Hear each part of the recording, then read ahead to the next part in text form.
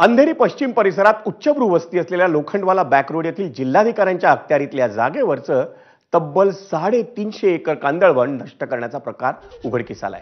स्थानिक नागरिकांच्या तक्रारीनंतर ठाकरेंच्या शिवसेनेचे ज्येष्ठ आमदार अनिल परब यांनी अधिवेशनात हा मुद्दा उपस्थित केला होता आणि त्याची दखल घेऊन पर्यावरण मंत्री पंकजा मुंडे यांनी त्या जागेची पाहणी करून बांधण्यात आलेल्या भिंती पाडण्याचे आदेशही दिले होते। पण त्यांच्या पाहणीनंतरही या ठिकाणी अनधिकृत काम हे दुप्पट वेगाने सुरू असल्याचं आढळून आलंय।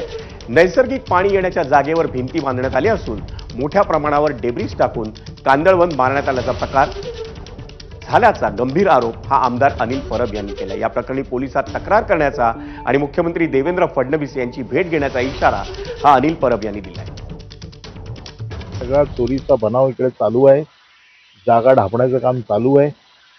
सगळ्या यंत्रणा कदाचित खिशात टाकल्या असतील असं दिसतंय, परंतु शिवसेना म्हणून आम्ही जे काही या विभागातले जागरूक नागरिक आहोत हे याला प्रचंड विरोध करू।